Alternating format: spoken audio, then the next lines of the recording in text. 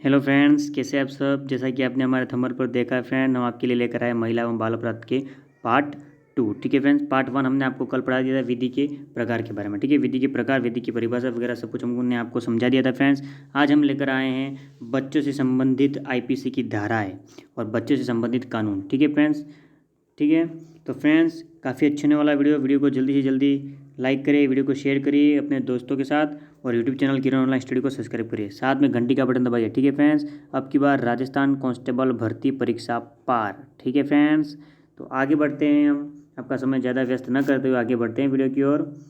बात करते हैं फ्रेंड बच्चों से संबंधित भारतीय दंड संहिता की धाराएं, यानी कि आईपीसी की धाराएं कौन कौन सी। ठीक है फ्रेंड्स, तो फ्रेंड्स मैं आपको बता दूं कि आईपीसी होती क्या है। ठीक है फ्रेंड्स, आईपीसी इंग्लिश में कहते हैं, इसकी फुल फॉर्म इंग्लिश में होती है फ्रेंड इंडियन पेनल कोड। ठीक है फ्रेंड, इंडियन पेनल कोड, और हिंदी में इसे कहते हैं भारतीय दंड संहिता। ठीक है फ्रेंड्स, तो आगे बढ़ते हैं हम धारा 82 को लेकर। ठीक है फ्रेंड्स, सबसे पहले बात करते हैं धारा 82 की धारा है, उसमें क्या होता है फ्रेंड्स, इस धारा के अनुसार 0 से 7 वर्ष की आयु वर्ग वाले बालक द्वारा कोई भी अपराध किया गया अपराध की श्रेणी में नहीं माना जाएगा। ठीक है फ्रेंड्स, यानी कि बच्चा जब छोटा होता है, 7 वर्ष की आयु तक होता है, यदि कोई वो बच्चा है वो कोई भी अपराध करे तो उस अपराध को अपराध की श्रेणी में नहीं माना जाएगा, क्योंकि इस वर्ष तक के बच्चों की मानसिक क्षमता इतनी व्यापक नहीं होती है कि वह समझ पाए कि अपराध क्या होता है। ठीक है फ्रेंड्स, समझ में आया। यानी कि 7 वर्ष तक जो भी बच्चा हो, चाहे वो लड़की हो या लड़का कोई भी हो फ्रेंड्स, यदि वो किसी अपराध के शिकार हो जाते हैं, कोई अपराध कर लेते हैं, तो उस अपराध को अपराध की श्रेणी में नहीं माना जाएगा, क्योंकि 7 वर्ष तक के जो बच्चे होते हैं उनकी मानसिक क्षमता जो होती है वो व्यापक नहीं होती है, इसलिए इसे अपराध की श्रेणी में नहीं रखा गया है। ठीक है फ्रेंड्स, आगे बढ़ते हैं हम धारा 83 को लेकर। ठीक है फ्रेंड्स, तो धारा 83 होती क्या है फ्रेंड्स, इस धारा के अनुसार 0 से 12 वर्ष आयु वर्ग के बच्चों द्वारा यदि कोई अपराध किया जाए, ठीक है फ्रेंड्स, यदि कोई अपराध किया जाए तो उसे अपराध की श्रेणी में शामिल नहीं करेंगे यदि बालक मानसिक रूप से विकृत है। ठीक है फ्रेंड्स, यानी कि ये कहना चाहता है फ्रेंड ये धारा 83 कि 12 वर्ष तक के जो भी बच्चे हैं, 7 वर्ष तक तो अपराध की श्रेणी में नहीं आएंगे, क्योंकि इनकी मानसिक क्षमता होती है वो व्यापक नहीं होती है। लेकिन 12 वर्ष तक के बच्चे जो हैं वो कोई अपराध करे तो भी उनका अपराध है वो अपराध श्रेणी में नहीं गिना जाएगा। ठीक है, यदि बालक है वो मानसिक रूप से विकृत है, विकृत मतलब उसकी मानसिक स्थिति है वो या कमज़ोर है या फिर थोड़ा मेंटली हो, ठीक है फ्रेंड्स, तो उसकी अपराध श्रेणी में नहीं आता है। ठीक है, नेक्स्ट बात करते हैं हम धारा 166। ठीक है फ्रेंड, अब बात करते हैं हम धारा 166 है क्या। तो धारा 166 का सेकेंड पॉइंट जो है फ्रेंड वो बात करें, धारा 166 की बात करते हैं फ्रेंड्स। तो इस धारा के अनुसार यदि कोई भी पीड़ित व्यक्ति चिकित्सक के पास इलाज के लिए जाए और उसका इलाज करने से मना कर दिया जाए तो इस अपराध के लिए सीआरपीसी की धारा 357C के तहत 1 साल की सज़ा का प्रावधान होगा। ठीक है फ्रेंड्स, समझ में आई बात। यही कहना चाहता है ये कि यदि कोई पीड़ित व्यक्ति है और वो अपने इलाज के लिए चिकित्सक के पास जाए, कोई भी डॉक्टर है इसके पास जाए और वो डॉक्टर इसके इलाज करने से मना कर दे, क्या कर दे फ्रेंड्स, मना कर दे, तो उस डॉक्टर पर या उस चिकित्सक पर कोई भी हो उस पर सीआरपीसी की धारा 357C के तहत 1 साल की सज़ा का प्रावधान है। ठीक है फ्रेंड्स, ये धारा 166 की बी होगी। अब बात करते हैं हम धारा 305 की। ठीक है फ्रेंड्स, धारा 305 की बात करते हैं, उसमें होता है क्या फ्रेंड्स, इसमें ये होता है कि किसी भी बालक द्वारा आत्महत्या व आत्मदाह का प्रयास करना अपराध माना जाएगा। ठीक है फ्रेंड्स, कोई भी बालक है यदि वो आत्महत्या करता है, आत्मदाह करता है तो उसे अपराध माना जाएगा और उसके लिए उस पर सजा है का प्रावधान है 7 वर्ष। ठीक है फ्रेंड्स, 7 वर्ष की सजा का प्रावधान है ये धारा 305 में। ठीक है फ्रेंड्स, नेक्स्ट बात करते हैं हम धारा 326। ठीक है फ्रेंड्स, अब धारा 326 होती क्या है फ्रेंड, उसकी बात करते हैं। उसमें क्या होता है, किसी व्यक्ति द्वारा किसी भी प्रकार के रासायनिक पदार्थ, ठीक है फ्रेंड्स, जैसे तेजाब आदि से किसी भी व्यक्ति पर हमला करना अपराध माना जाएगा। ठीक है फ्रेंड्स, या आजकल अपन देखते हैं ना फ्रेंड्स, कोई रेप होते हैं वगैरह, कोई भी अपराध होते हैं फ्रेंड्स, उसमें क्या करते हैं, अधिकतर लोग हैं वो कोई भी लोग हो अधिकतर एक दूसरे पर तेजाब डालते हैं, अदरवाइज कोई पेट्रोल डालते हैं वगैरह, कुछ भी करते हैं ना फ्रेंड्स, तो रासायनिक पदार्थ डालते हैं, उसे अपराध माना जाएगा, गंभीर अपराध माना जाएगा और उसके लिए उस व्यक्ति पर 10 साल की सज़ा का प्रावधान है। ठीक है फ्रेंड्स, कितने साल की, 10 साल की सज़ा का प्रावधान है। ये किस धारा में है, धारा 326 में। ठीक है फ्रेंड्स, आगे बढ़ते हैं फ्रेंड्स।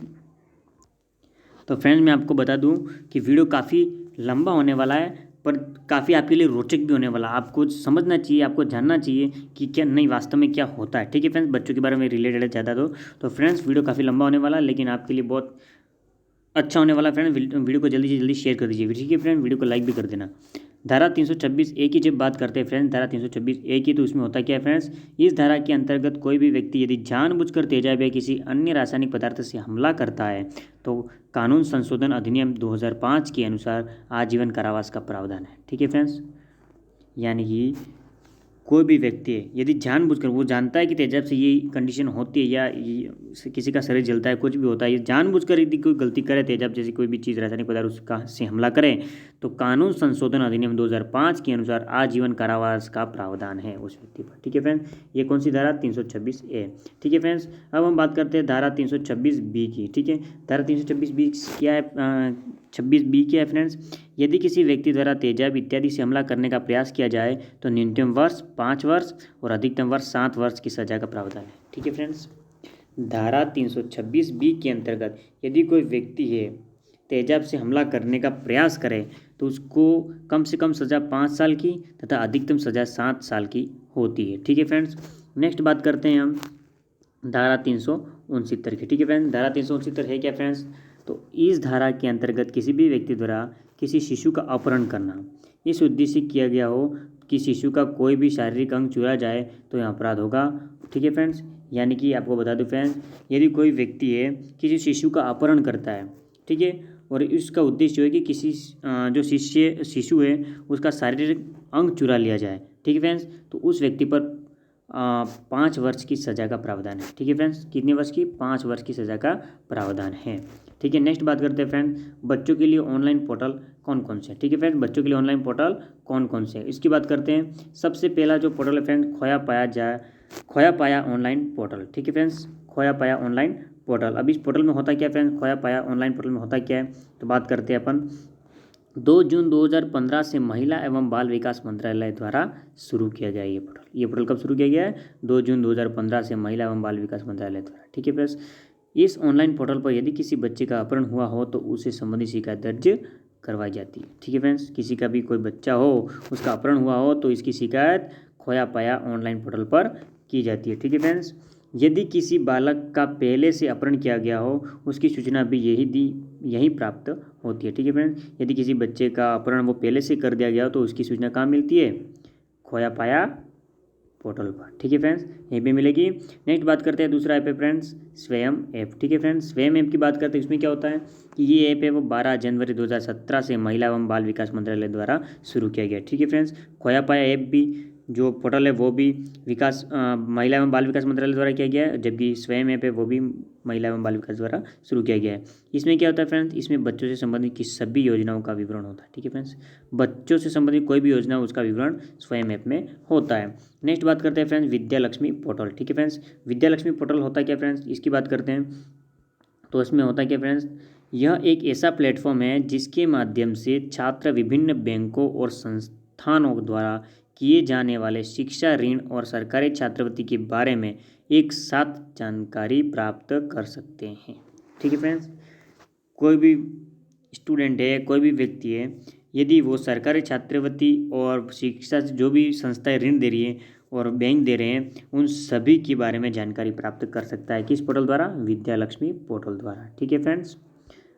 नेक्स्ट बात करते हैं फ्रेंड्स, ये जो पोर्टल है फ्रेंड वो RT 2009 के अंतर्गत संचालित है। ये जो पोर्टल है विद्या भारती का जो है फ्रेंड पोर्टल, ये है 2009 के अंतर्गत संचालित है, ठीक है फ्रेंड। नेक्स्ट बात करते हैं हम, तो गाइज नेक्स्ट बात करते हैं हम बच्चों से संबंधित कानून की, ठीक है फ्रेंड्स। कौन से फ्रेंड्स, बच्चों से संबंधित कानून की बात करते हैं। अब उसमें होता है क्या फ्रेंड्स, इसमें बात करते हैं बच्चों से संबंधित कौन कौन से कानून हैं। तो पहला जो कानून है फ्रेंड वो है बाल एवं विकास श्रम निषेध और नियमन अधिनियम 1986, ठीक है फ्रेंड्स। बाल एवं किशोर श्रम निषेध और नियमन अधिनियम 1986, ये पहला कानून है, ठीक है फ्रेंड, बच्चों से संबंधित। इस कानून में होता क्या फ्रेंड्स, तो अपन देखते हैं आगे। इस अधिनियम के अंतर्गत बालक की उम्र के पड़ाव होते हैं, ठीक है फ्रेंड्स। पड़ाव 0 से 15 वर्ष आयु वर्ग वाले बालक, ठीक है फ्रेंड्स।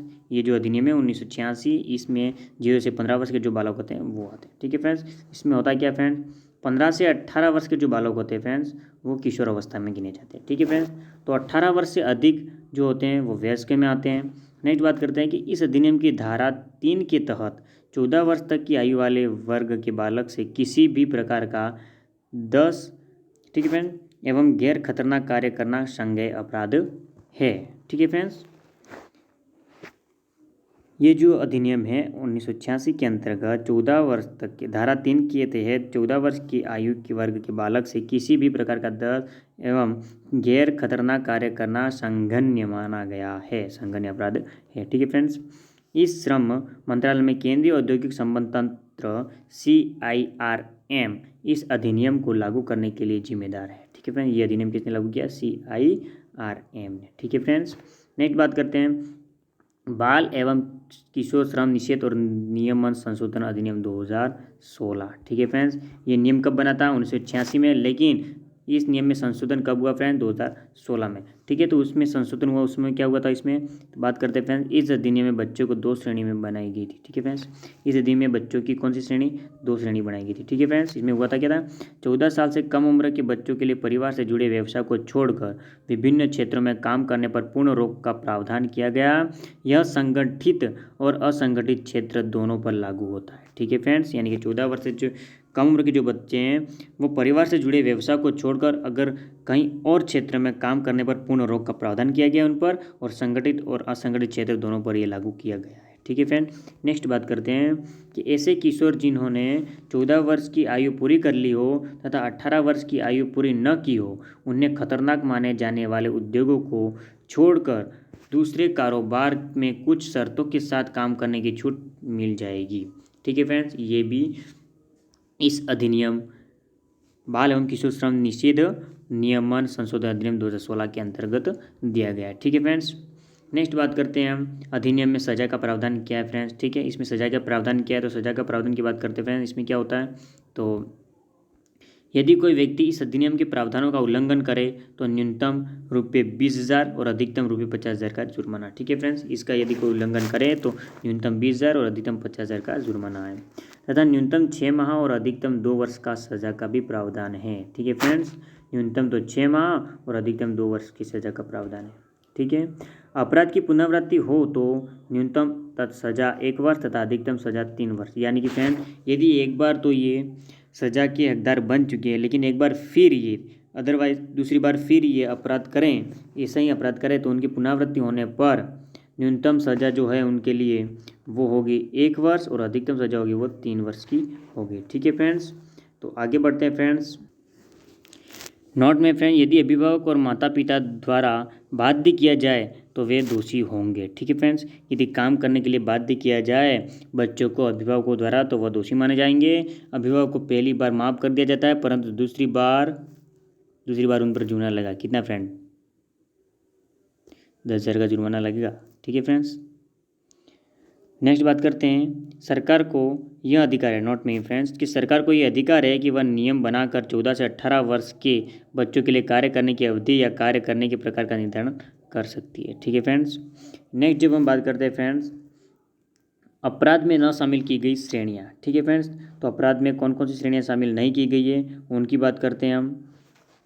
पहली श्रेणी है परिवार तथा पारिवारिक व्यवसाय में स्कूल के बाद सब बच्चा सहयोग कर सकता है यदि खतरनाक न हो तो। ठीक है फ्रेंड, इसे अपराध की श्रेणी में नहीं रखा गया है। दूसरा, श्रव्य दृश्य उद्योग, फिल्म उद्योग में यदि वह सुरक्षा के सभी मानक पूरे करे।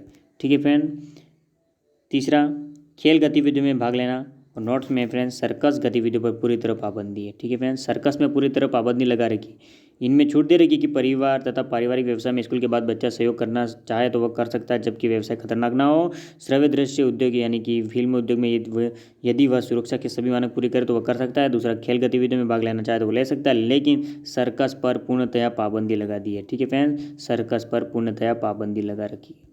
ठीक है, नेक्स्ट बात करते हैं फ्रेंड बाल श्रम एवं विकास श्रम पुनर्वास निधि। अब बाल किशोर श्रम पुनर्वास की निधि में क्या बात करते हैं फ्रेंड्स? इसमें बात करते हैं कि इस निधि में जुर्माने की राशि जमा की जाती है। इसका प्रयोग पीड़ित बच्चों के पुनर्वास के लिए किया जाता है। ठीक है फ्रेंड्स, जुर्माने की राशि भी वसूल करेंगे इसमें, और इसमें क्या है कि पीड़ित बच्चों के पुनर्वास के लिए किया जाता है। ठीक है फ्रेंड्स, उपयोग इसमें बात करते हैं फ्रेंड हम बाल श्रम से जुड़े अनुच्छेद की। अब बाल श्रम से जुड़े कौन कौन से अनुच्छेद है फ्रेंड? अनुच्छेद 23। अनुच्छेद 23 की जब बात करते हैं तो बाल श्रम व मानव व्यापार का निषेध होता है इसमें, ठीक है फ्रेंड।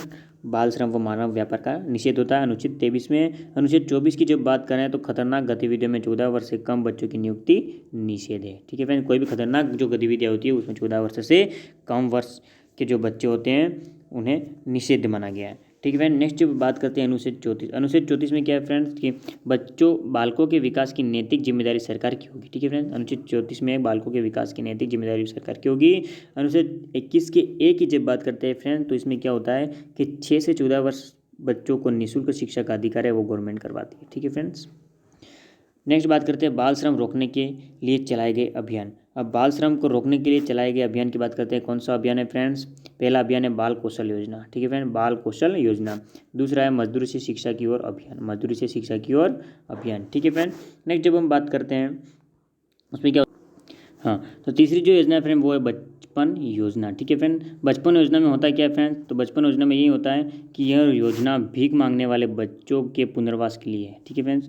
बचपन योजना है वो भीख मांगने वाले बच्चों के लिए पुनर्वास के लिए है। दूसरी जो हम बात करते हैं बाल श्रम की स्थिति है। बाल श्रम की स्थितियाँ कौन कौन सी होती है फ्रेंड्स? पहली, बालों को शाम 7 बजे से सुबह 8 बजे तक नियुक्त नहीं किया जा सकता किसी भी वक्त में, ठीक है फ्रेंड्स। किसी भी वक्त में बालों को सुबह 7 से शाम 7 से सुबह 8 बजे तक नियुक्त नहीं किया जा सकता। दूसरी बात करते हैं कि सप्ताह में एक दिन अवकाश होना ज़रूरी है, ठीक है फ्रेंड्स, सप्ताह में एक बार अवकाश होना ज़रूरी है। नेक्स्ट जब हम बात करते हैं फ्रेंड्स, अधिकतम 6 घंटे का कार्य करवाया जा सकता है, विश्राम समय छोड़कर लगातार 3 घंटे कार्य पर 1 घंटा विश्राम अनिवार्य है, ठीक है फ्रेंड्स। नेक्स्ट जब हम बात करते हैं फ्रेंड्स,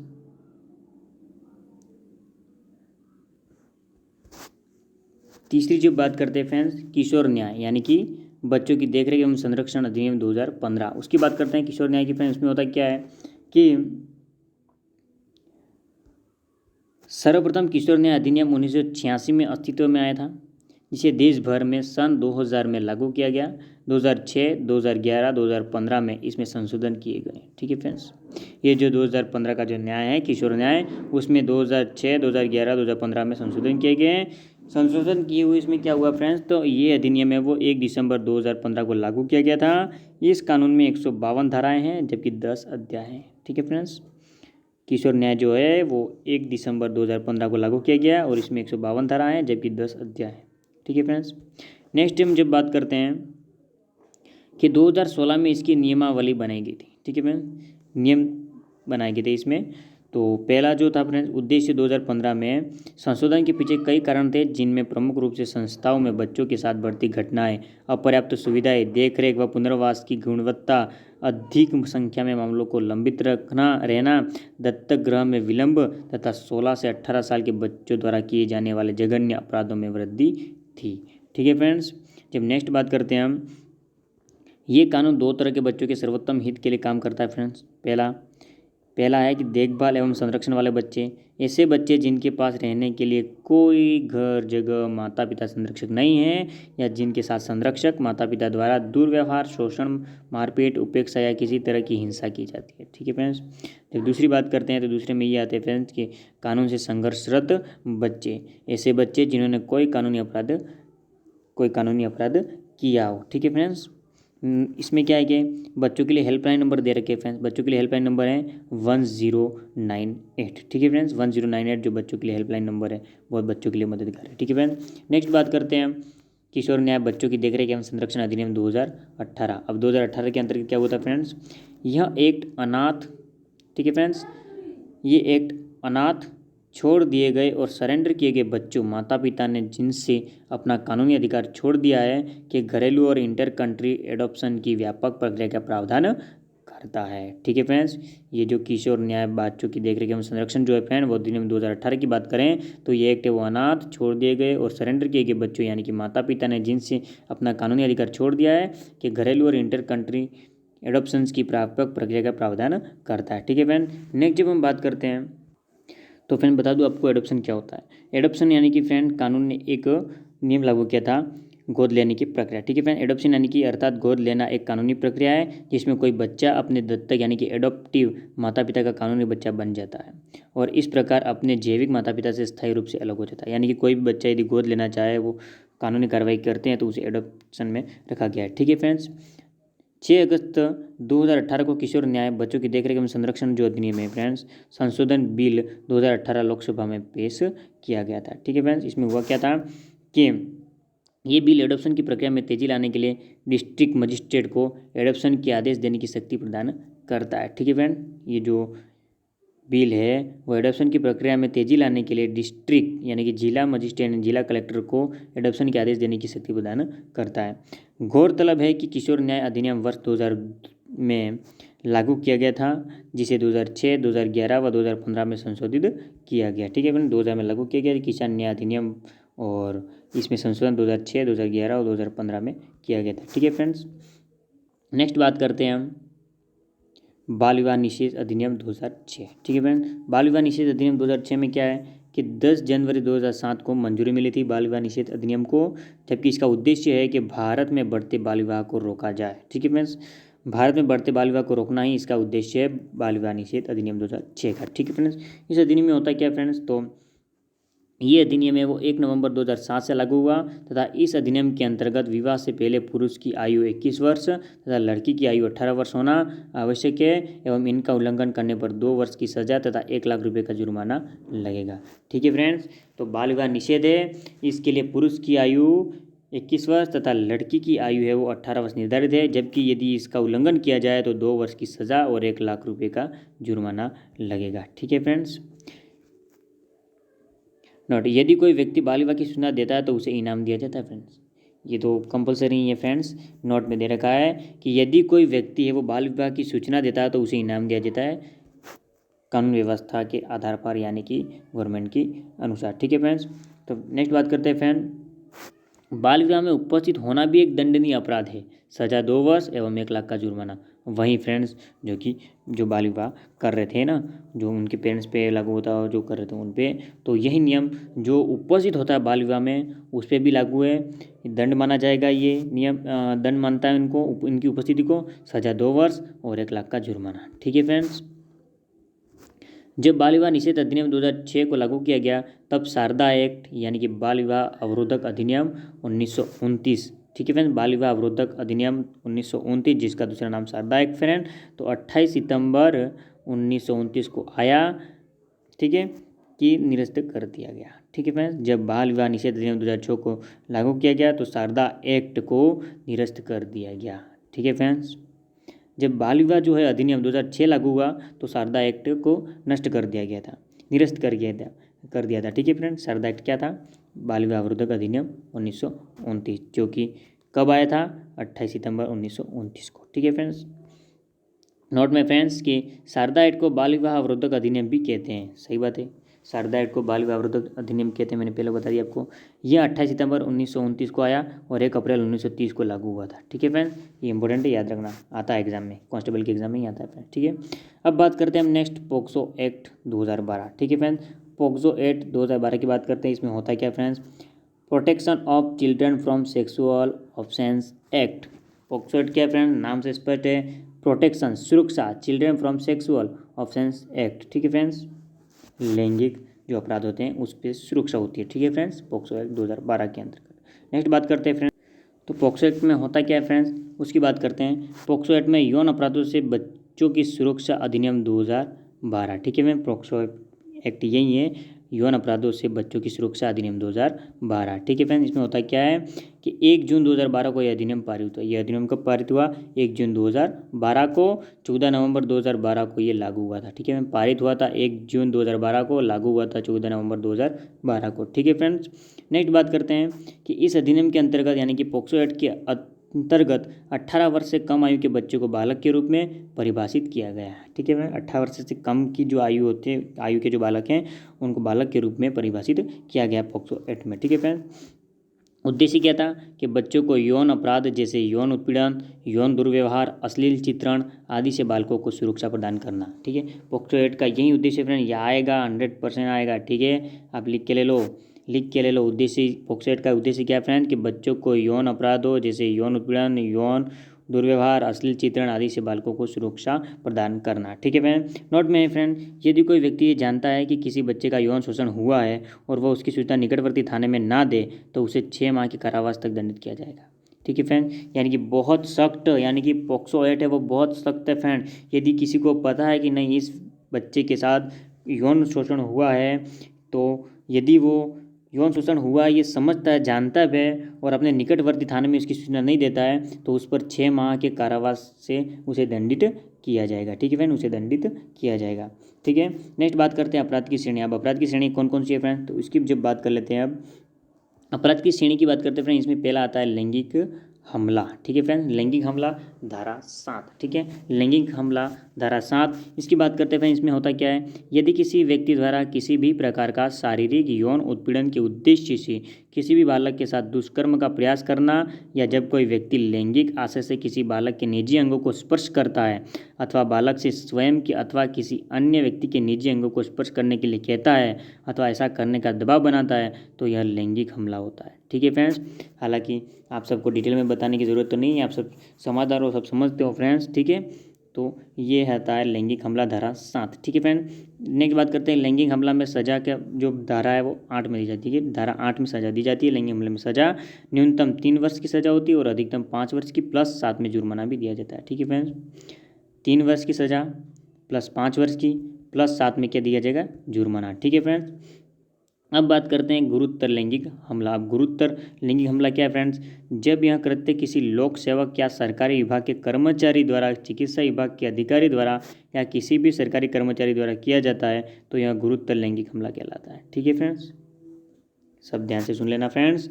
गुरुतर लैंगिक हमला क्या है, यदि ये कृत्य है यानी कि जो ये दुर्व्यवहार है फ्रेंड, दुष्कर्म का जो व्यवहार है, यदि किसी लोक सेवक या सरकारी विभाग के कर्मचारी द्वारा यानी कि चिकित्सा विभाग के अधिकारी या किसी भी सरकारी कर्मचारी द्वारा किया जाता है तो ये गुरुतर लैंगिक हमले में आता है। ठीक है फ्रेंड्स, नेक्स्ट बात करते हैं हम प्रवेशन लैंगिक हमला धारा 3। ठीक है फ्रेंड, प्रवेशन लैंगिक हमला धारा 3 क्या है फ्रेंड्स, इसकी जब बात कर लेते हैं तो यदि किसी व्यक्ति द्वारा अपना निजी अंग या शरीर का कोई अन्य अंग या कोई वस्तु बालक के मुंह, योनि, गुदा, मूत्रमार्ग या बालक के किसी अन्य निजी अंग में प्रवेश करवाता है तो यह लैंगिक प्रवेशन हमला कहलाता है। ठीक है फ्रेंड, हालांकि इतने डीप में मैं नहीं जाऊँगा, आप समझदार हैं। तो फ्रेंड नेक्स्ट बात करते हैं कि प्रवेशन में लैंगिक हमला में सजा है वो धारा 4 में दी जाती है। ठीक है, प्रवेशन में लैंगिक हमले की जो सजा है वो धारा 4 में दी जाती है। ठीक है, नेक्स्ट देखते हैं फ्रेंड आगे। तो फ्रेंड ये जो प्रवेशन की लैंगिक हमला जो था फ्रेंड्स, प्रवेशन लैंगिक हमला था उसकी सजा धारा 4 में दी जाती है। और उसके लिए फ्रेंड्स कोई भी सरकारी अधिकारी कोई भी वो कुछ करे फ्रेंड तो प्रवेशन लैंगिक हमले जो है फ्रेंड उसकी धारा 4 में सजा दी जाती है। न्यूनतम 7 वर्ष की और अधिकतम उम्र कैद प्लस साथ में जुर्माना भी उसको देना पड़ता है। ठीक है फ्रेंड्स, प्रवेशन लैंगिक हमला में जो सजा है फ्रेंड वो धारा 4 में है और न्यूनतम 7 वर्ष, अधिकतम उम्र कैद भी हो सकती है, साथ में जुर्माना भी उसे देना पड़ता है। ठीक है फ्रेंड्स, तो नेक्स्ट बात करते हैं फ्रेंड्स गुरुतर प्रवेशन लैंगिक हमला धारा 5। ठीक है फ्रेंड्स, तो गुरुतर लैंगिक 5 की जब बात करते हैं फ्रेंड तो उसमें होता क्या है, जब लैंगिक प्रवेशन, ठीक है फ्रेंड, जब लैंगिक प्रवेशन किसी लोक सेवक अथवा सरकारी कर्मचारी के द्वारा किया जाए तो इसे गुरुतर लैंगिक प्रवेशन कहते हैं। ये तो मैंने आपको पहले बता दिया फ्रेंड। गुरुतर प्रवेशन लैंगिक हमला में सजा धारा 6 में दी जाती है। ठीक है फ्रेंड, धारा 6 में न्यूनतम 10 वर्ष, अधिकतम उम्र कैद प्लस इसमें जुर्माना भी देना होता है। ठीक है फ्रेंड्स, ये धारा 5 की बात करती है गुरुतर प्रवेशन लैंगिक हमले की। नेक्स्ट जब हम बात करते हैं फ्रेंड वो होती है 5वीं यानी कि यौन या लैंगिक उत्पीड़न धारा 11। ठीक है फ्रेंड्स, धारा 11 की बात कर रहे हैं, यौन लैंगिक उत्पीड़न धारा 11 में आता है। यदि कोई व्यक्ति है वो लैंगिक आशय से बालक के साथ निम्न में से कोई कार्य करे, निम्न में से मतलब ये जो नीचे टॉप देख रखे फ्रेंड्स इनमें से कोई भी कार्य करे, जैसे लैंगिक शब्द अथवा गाली का प्रयोग करे, बच्चे को पोर्न सामग्री दिखाना अथवा बच्चे की पोर्नोग्राफी बनाना, बच्चों की पोर्नोग्राफी से जुड़ी सामग्री ढूंढना अथवा देखना अथवा किसी अन्य व्यक्ति को भेजना। तीसरा है किसी सामाजिक नेटवर्क पर बच्चे को लैंगिक आशय से प्रदर्शित करना। ये सब जो चीज़ें फ्रेंड्स वो किस में आती है, धारा 11 यानी कि यौन लैंगिक उत्पीड़न में आती है। ठीक है फ्रेंड्स, ठीक है। नेक्स्ट बात करते हैं धारा 12 की। तो लैंगिक उत्पीड़न के लिए सजा का जो प्रावधान है फ्रेंड्स वो धारा 12 में न्यूनतम है 3 वर्ष, अधिकतम उम्र कैद प्लस साथ में जुर्माना भी देना होता है। ठीक है फ्रेंड, नेक्स्ट जब हम बात करते हैं फ्रेंड्स बालक का अश्लील प्रयोजनों के लिए उपयोग धारा 13। ठीक है फ्रेंड्स, बालक का असली प्रयोजनों के लिए उपयोग धारा 13 में आता है। किसी भी बालक के जनन इंद्रियों का प्रदर्शन करना, किसी बालक का अशोभनीय या अश्लील प्रदर्शन करना, किसी बालक का उपयोग वास्तविक या नकली लैंगिक कार्यों में प्रवेशन या उसके बिना करना, असली प्रयोजन के लिए बच्चों का इस्तेमाल करना। ठीक है फ्रेंड्स, वो कौन सी धारा में आता है? धारा 13, बालक का अश्लील प्रयोजन के लिए उपयोग करना। ठीक है फ्रेंड, इसमें आता है। नेक्स्ट जब हम बात करते हैं फ्रेंड हम धारा 14 की, तो इसमें होता है क्या फ्रेंड? धारा 14 में अश्लील प्रयोजन के लिए सजा का प्रावधान है। न्यूनतम 5 वर्ष, अधिकतम सजा 10 वर्ष प्लस 7 में जुर्माना। ठीक है फ्रेंड्स, नोट में फ्रेंड बच्चों के साक्ष्य 30 दिनों के अंदर प्राप्त किए जाएंगे। ठीक है फ्रेंड, यदि बच्चों के साथ ऐसा कोई भी होता है तो उनके जो भी साक्ष्य, जो भी प्रूफ है, एविडेंस है, वो 30 दिनों के अंदर अंदर प्राप्त किए जाएंगे। ठीक है फ्रेंड, नेक्स्ट जब हम बात करते हैं धारा 3 की, प्रवेशन लैंगिक हमले की परिभाषा। ठीक है फ्रेंड, धारा 3 में है प्रवेशन लैंगिक हमले की परिभाषा, धारा 4 में है प्रवेशन लैंगिक हमले के लिए सजा का प्रावधान, धारा 5 में है गुरुतर प्रवेशन लैंगिक हमले की परिभाषा है, और धारा 7 जो है लैंगिक हमला है, और धारा 8 की जब बात करते हैं फ्रेंड लैंगिक हमले के लिए सजा का प्रावधान, जो कि हमने धारा आपको भी पहले पढ़ा दी फ्रेंड, पहले उसकी डेफिनेशन बताई और दूसरे में इसकी सजा की जो प्रावधान है वो हमने आपको बताया। ठीक है फ्रेंड, नेक्स्ट बात करते हैं धारा 11 में फ्रेंड हमने आपको क्या बताया था फ्रेंड्स? धारा 11 में हम बात कर रहे हैं फ्रेंड लैंगिक उत्पीड़न की परिभाषा, जो हम पहले आपको बता चुके हैं। धारा 12 में क्या है? लैंगिक उत्पीड़न के लिए सजा का प्रावधान है। धारा 13 में बालक का असली प्रयोजन के लिए उपयोग है, जबकि धारा 14 में असली प्रयोजन के लिए सजा का प्रावधान। ठीक है फ्रेंड, पहले उसकी डेफिनेशन, बाद में उसकी सजा के प्रावधान क्या क्या है ये हमने आपको बताया। ठीक है फ्रेंड, नेक्स्ट जब हम बात करते हैं फ्रेंड्स, तो यदि कोई व्यक्ति इस अधिनियम का दुरुपयोग करता है अर्थात गलत शिकायत दर्ज करवाता है तो उसके लिए 6 माह की सजा का प्रावधान है।